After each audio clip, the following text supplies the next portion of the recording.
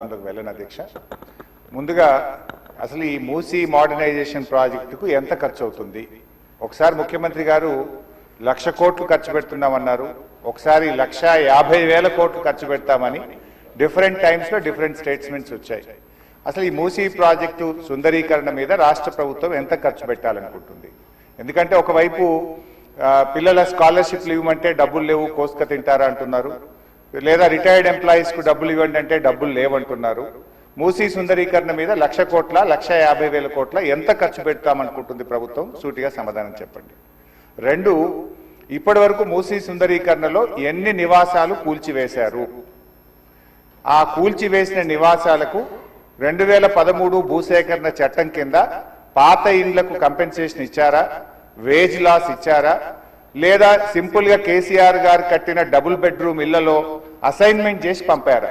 2013 భూసేకరణ చట్టం ప్రకారంగా 14.5 లక్షల రూపాయల డబ్బు ఇవ్వాలి వాళ్లకు, పాత ఇంటికి R&Bతో ఎస్టిమేట్ చేసి డబ్బులు ఇవ్వాలి, అదేవిధంగా సెలబుల్ రైట్స్ తో కూడినటువంటి 200 గజాల స్థలంలో కట్టిన ఇల్లు ఇవ్వాలి. ఆ రకంగా ఇచ్చారా? ఇవ్వలేదా? ఇస్తే ఎప్పట్లోకి ఇస్తారు? ఎన్ని నివాసాలు కూల్చారు? ఇంకా మీరు ఐడెంటిఫై చేసి కూల్చవలసిన ప్రభుత్వ ప్రైవేటు ఇల్లు ఎంత భూమి ప్రభుత్వ ప్రైవేట్ సేకరిస్తున్నారు? సమాధానం చెప్పండి.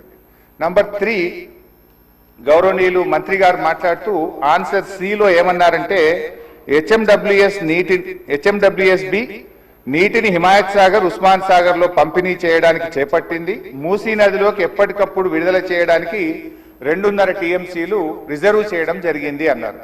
అంటే స్వచ్ఛమైన గోదావరి జలాలను మూసీలో వదులుతామన్నారు, సంతోషం. మరి ఈ 2.5 టీఎంసీల గోదావరి జలాలు ఎక్కడి నుంచి తెస్తున్నారు? గత ప్రభుత్వం కాళేశ్వరంలో భాగంగా నిర్మించిన మల్లన్న సాగర్ నుంచి నీళ్లు మూసీకి తెస్తున్నారా? ఇంకెక్కడి నుంచి అంటే గాల్లో నుంచి తెస్తున్నారా? ఆ 2.5 టీఎంసీలు కాళేశ్వరం ప్రాజెక్టులోని మల్లన్న సాగర్ నుంచి వస్తున్నాయా? ఎక్కడి నుంచి వస్తున్నాయో సమాధానం చెప్పండి. తర్వాత అధ్యక్ష, ఈ మూసీ మీ నియోజకవర్గంలోని వికారాబాద్ నుంచి ఆ అనంతగిరి కొండల నుంచి స్టార్ట్ అవుతుంది. గత ప్రభుత్వం మూసీలోకి మురికి నీరు రాకుండా ఉండాలని దాదాపు 32 ఎస్టీపీలు కట్టాం. అందులో ఒకటి మన వికారాబాద్ దగ్గర కూడా ఒక ఎస్టీపీ కట్టాం. ఇవాళ ఆ ఎస్టీపీని మెయింటైన్ చేయక మోటార్లు బీకేసిండ్రు, గడ్డి పెరిగింది. ఆ ఎస్టీపీ ఫంక్షనల్ చేయక వికారాబాద్ మున్సిపాలిటీ మురికి నీరంతా ఈ రోజు మనం తాగుతున్న గండిపేట హిమాయత్ సాగర్ లోకి వస్తున్న విషయం ప్రభుత్వం దృష్టికి వచ్చిందా? ఆ ఎస్టీపీని ఎందుకు మెయింటైన్ చేయడం లేదు అని నేను అడుగుతా ఉన్నా. గత ప్రభుత్వ హయాంలో మేము మూసీలోకి మురికి నీరు రాకుండా ఉండాలని 32 ఎస్టీపీలు కట్టాం. మరొక 39 ఎస్టీపీలు కట్టడానికి కేంద్ర ప్రభుత్వానికి అమృత్ పథకం కింద మేము ప్రతిపాదనలు పంపాం. అవి మంజూరు వచ్చాయా? ప్రారంభించారా? ఏ దశలో ఉన్నాయో సమాధానం చెప్పండి. తర్వాత అధ్యక్ష, చివరి క్వశ్చన్, మరి మొన్న వరదలు వచ్చినప్పుడు మూసీ గేట్లు ఒకేసారి తెరిచి ఉద్దేశపూర్వకంగా ప్రజల ఇండ్లు మునిగిపోవాలి, రోడ్లు మునిగిపోవాలని ఈ ఉద్దేశపూర్వకంగా గేట్లు ఎత్తి ముంపు గురి చేసిన విషయం ప్రభుత్వం దృష్టికి వచ్చిందా? ఎందుకంటే పైన ఎంత వర్షం పడుతుంది, ఫ్లడ్ ఎంత ఉన్నదో చూసుకొని ముందే గేట్లు కొద్దిగా ఎత్తితే స్లోగా గ్రాడ్యువల్ గా ఫ్లడ్ బయటకు పోతుంది.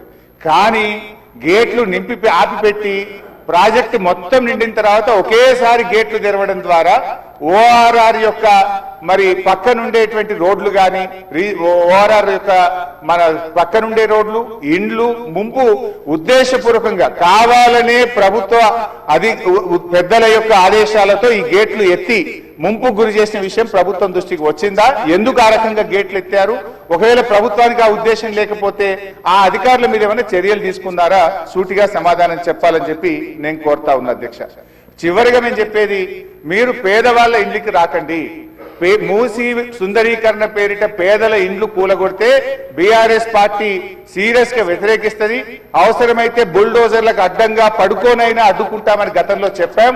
ఖాళీ స్థలాలు ఉన్నాయి, మీరు ఖాళీ స్థలాల్లో దాన్ని డెవలప్ చేయండి. మూసీలోకి గోదావరి నీళ్లు తెండి, మురికి నీరు లేకుండా చూడండి. కానీ మూసీ పేరిట పేదల ఇండ్లు కూలిస్తే మాత్రం బీఆర్ఎస్ పార్టీ ఎంత మాత్రం ఒప్పుకోదని మీ ద్వారా ప్రభుత్వాన్ని తెలియజేస్తున్నాం. శ్రీ కె శంకరయ్య గారు. అధ్యక్ష, ధన్యవాదాలు. మూసీ పునర్జీవ ప్రాజెక్ట్ చేపట్టడం ఈ మహానగరానికి మంచి శుభసూచకం.